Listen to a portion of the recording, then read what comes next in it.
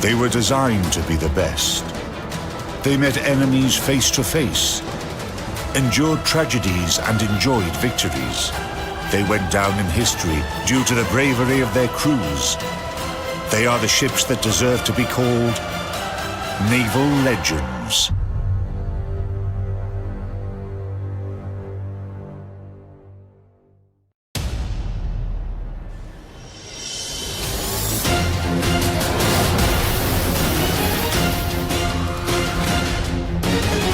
In this episode, aircraft carrier Midway, a pioneer in the jet era.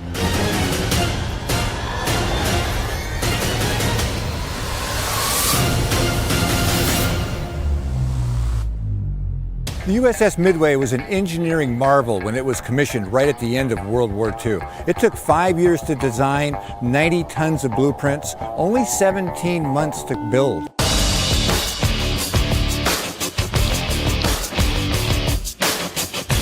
The idea to build a marvel like this was suggested by the US Navy's Bureau of Ships as far back as 1940. For American admirals, this was a dream. A carrier that would be as robust as a battleship and have at least 120 aircraft on board. Over the course of the war, the role of carrier-borne aviation increased, and the admiral's dream became more real.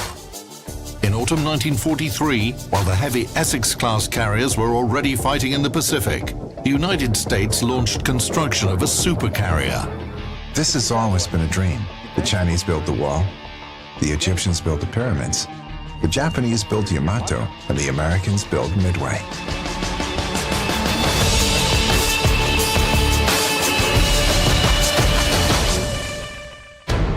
Commissioned on September the 10th, 1945, aircraft carrier Midway was the lead ship of her class.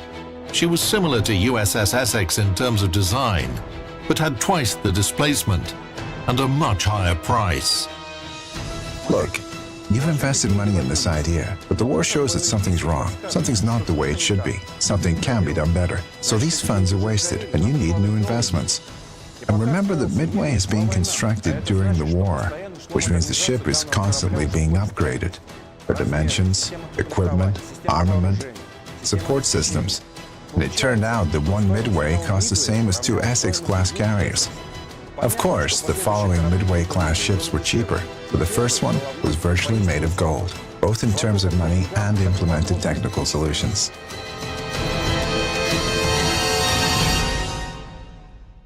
Specifications of aircraft carrier Midway. Length, about 968 feet. Beam, 135 feet. Total displacement, about 60,000 tons.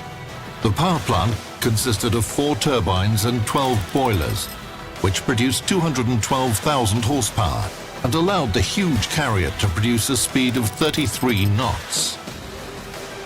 As compared to its predecessors, Midway boasted imposing armor. No American carrier had ever been protected so well. Flight deck, 3.5 inches. Conning tower, 3.5 to 6.5 inches. To improve the ship's stability, her armor belt was different on her port and starboard side, 7.6 and 7 inches thick respectively. Armament. The ship was equipped with the most advanced versatile guns ever used in aircraft carriers. These were 18 5-inch Mark 16 guns in single mounts, designed for Montana-class battleships. The aircraft carrier also had 21 quadruple Bofors 1.57-inch guns and 20 coaxial Oerlikon 0.79-inch cannons. Midway was designed to carry 136 aircraft, such as Vought F-4U Corsair fighters, Grumman F-6F Hellcat fighters, Curtiss SB-2C Helldiver dive bombers. Cruising range 15,000 miles at 15 knots. Midway was so much better than all other US Navy attack carriers, such as USS Essex and USS Saratoga, that it was distinguished as a new type, battle carriers. And only missed the war by 1 week. Many of the lessons learned from that war were incorporated here on Midway. This was the first American carrier with a steel flight deck instead of a wooden flight deck. The advantages of a steel-armored deck were evident. It minimized the impact from direct hits and fires, while the damage control party could deal with the rest.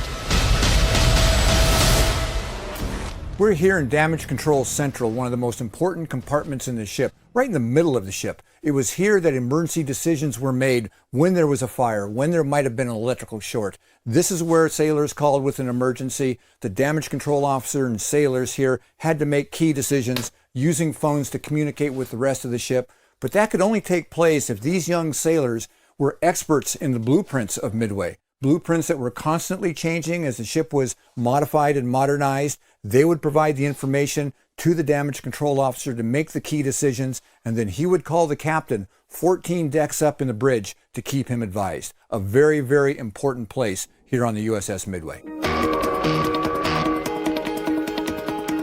Making the carrier's survivability as high as possible wasn't just the paranoia of American shipbuilders. By the middle of the war, the Japanese Air Force had destroyed several US carriers. So Midway turned out to be a truly unsinkable ship, which could withstand any raid and remain combat capable, even when critically damaged. Quite often, you will hear an incompetent opinion that USS Midway was designed as an armored ship based on the experience of kamikaze attacks, but that's completely wrong. Kamikazes came after 4 years of the war, and Midway was designed in 1940, when the United States of America hadn't even joined the war.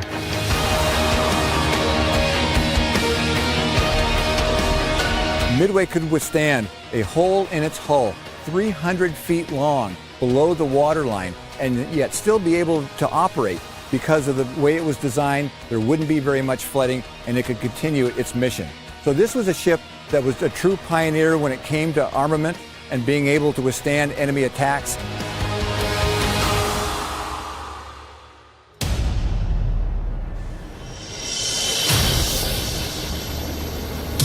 After Midway was commissioned in September 1945, she was on training for 5 months in the Caribbean, and in late February 1946, she became the flagship for the US Atlantic Fleet's Carrier Division.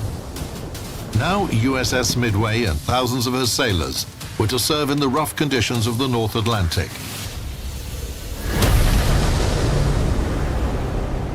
To prepare an aircraft carrier for a month at sea, a week was required to load her with all kinds of supplies.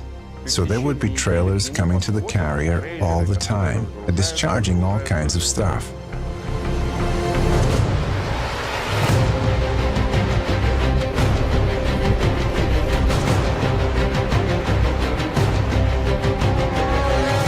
Midway was a floating city at sea, population 4,500.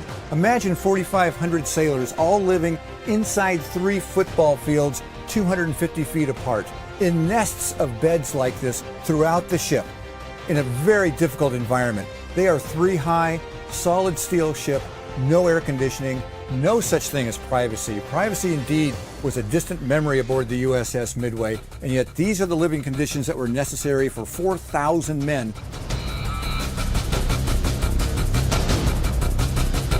How do you take care of 4,500 men when it comes to feeding them? Well, you need 200 cooks, 10 tons of food a day, and you need to prepare 13,500 meals every single day. This is one of 6 restaurants or galleys on Midway where that took place. Cooks worked here 20 hours a day, 7 days a week to make sure 4,500 19-year-olds were well fed.